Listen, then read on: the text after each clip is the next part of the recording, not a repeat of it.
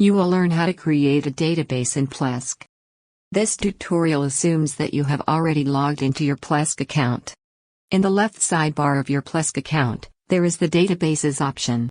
Click to go to the Databases interface and then click on the Add Database button. Enter the database name, such as blog, in the given input box and then click to open the drop-down list for related sites and select an appropriate website. You can enter a database username and password and create a default user to make the database accessible.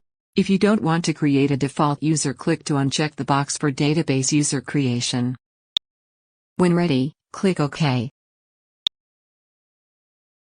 That's it, the new database has been successfully created. Now you know how to create a database in Plesk.